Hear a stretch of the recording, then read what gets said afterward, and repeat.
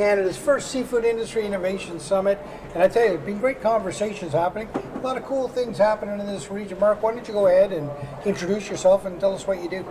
So my name is Mark Lane, from Holyrood, of course. I'm a board member for the Canadian Centre for Fisheries Innovation, which is one of the roles that brings me here today. But I'm also an impact investor with the Northpine Foundation, and I'm looking for potential investments to uplift rural Newfoundland and Labrador. So how do we, what are the problems that people are facing? What are the potential solutions that for-profit or not-for-profit industry wants to try? And I provide, through the Northpine Foundation, risk capital to actually sustain communities in rural Newfoundland and Labrador. Wow, that's an honorable cause right out of the gate. And tell me why this sector interests Northpine so much. Well, Newfoundland and Labrador is here because of the fishing industry. It's founded, 500 plus years ago. And as a former executive director and a current private investor in aquaculture industry, it's a renewable industry, so still in line with traditional wild capture, but it's also sustaining communities. So those communities that were devastated due to the cod moratorium are now not just surviving, they're thriving because of aquaculture and value added in the traditional fishery. So I'm here, where else can we look to invest to sustain rural coastal communities? And I think fishing industry in this particular conference is a good place to start. A lot of talk around innovation, a lot of talk around automation, people using terms like artificial intelligence, digitization. Tell me about, are you seeing opportunities in those spaces right now? Absolutely. So I was a fish farmer in British Columbia back in the 90s, late 90s, and it was as sustainable as it is today, but not as technologically advanced. So, for example, we used to feed fish by hand using a camera system, looking through all day.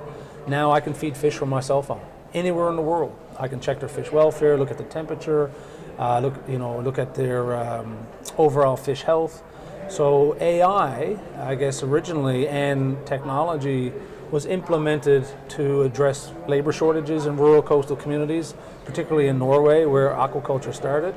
But now it's become the mainstream. And actually in oil and gas, I've seen a lot of transfer from ocean-related tech in oil and gas being transferred to the fishery, both aquaculture and in traditional wild capture. Isn't that fantastic when they cross in sectors like that? I think it's brilliant. And I mean, I attribute a lot of that to Norway. They developed a lot of the offshore oil and gas, and of course aquaculture and a lot of the fishery developed in Norway. And I mean, but it's great to see that overlap. Right. Mark, another area that there's been a bit of focus on at the summit here is around how do you find value in your byproducts, things that you might have thought were waste at one point, maybe even paid to have it taken away. Now you're finding some opportunity there. Talk to me a bit about that. I remember as a young boy in Holyrood coming down Vitch's Crescent, so I worked in the fishery most of my life, and I can remember processing capelin. And the male capelin would be disposed of at sea, and the Holyrood Harbour would be silver. Today, A, that's not sustainable, but B, there's value in that. So if you look at food security across the world, by 2050 there'll be an 80 million ton protein deficit. So we have to look at what else can we use other parts of the fish that we would traditionally consider waste. And so bioprocessing and nutraceuticals, etc. I mean, it's not just making the industry more sustainable, it's actually generating more revenue and profit and business opportunities for other companies. So if you look at, for example, in Iceland, I had the opportunity to travel to Iceland a few years back, and traditionally the waste from the codfish is now worth more than the actual fillet themselves. So I mean, it's the way to go. It improves sustainability, it's providing another product. I just toured the Botter presentations downstairs, and it's just super impressive to see how far we've come in 20, 30 years.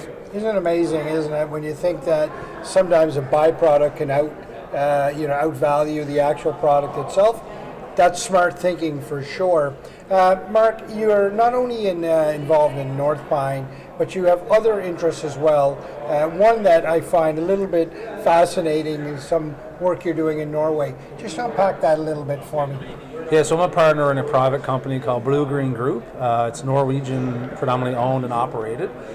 So I am part of the Canadian component. So what we do is do many things, but one of the things we've developed is the marine donut. So it's a closed containment system for farming salmon. So if you picture just a large torus shape, so a large donut, it recreates a river on the inside of the actual donut, and we can grow up to 1 million salmon to a kilogram, so a total of 1,100 metric tons. And to kind of put in perspective, the donut is the world's largest high-density polyethylene structure on Earth. It's 6 stories high and 180 feet in diameter, so it's quite large. And this is meant to submerge in the ocean? How does that work? Correct, yeah. So basically, it was built in a town called Stahella in Bamble, Norway. It was then taken by a submersible barge to a place called Molde. And there we have a ballast system where we can take the donut, we sink it, it fills with water, then the water is taken from 40 meters below, and then we stock it with salmon that we can grow in a more controllable environment, I'll say. And so we market it here in Canada as a post-smolt facility. So it's a traditional farmers to use. It's not a replacement for net pens. It's a supplement or augmentation too for some farmers to use in some areas. And what we want to do is take what we've learned in Norway, so no sea lice, you have more of a water temperature control mechanism to produce fish. And it's there as a tool for farmers. So really, you're able to control more of the parameters and thereby take away some of the challenges in the whole process. Like sea lice being one of them. That's one. I'm assuming sea lice doesn't grow or infect at a certain depth. It hasn't. So you take the water from below the sea lice belt. So in Norway for the systems, because we also manufacture other systems as well, outside of patent that we own ourselves.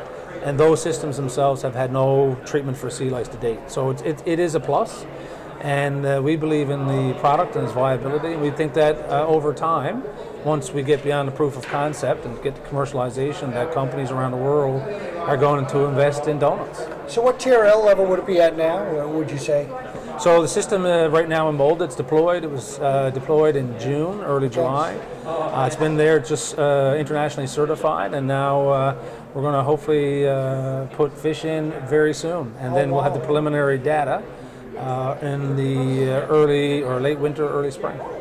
And then you just got to work out the return on investment, how many years that's going to take, and it becomes a viable product. Trade secret. We know that already. We've got lots of hypotheses. Yeah. We'll see. And I mean, the world is watching, right?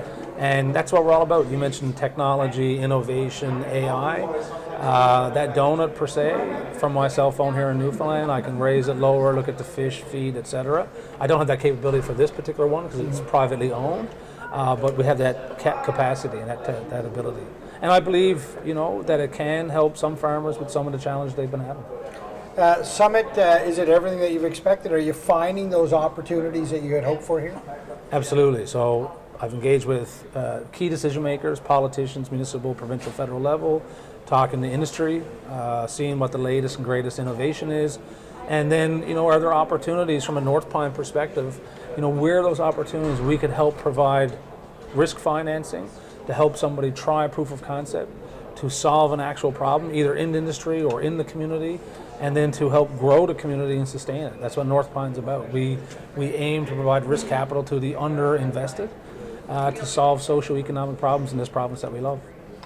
There's no doubt you're a happy fella. I can tell by talking to you. You're doing honorable work, and we certainly appreciate you being on the podcast. Oh, thank you for the time. It's been a pleasure.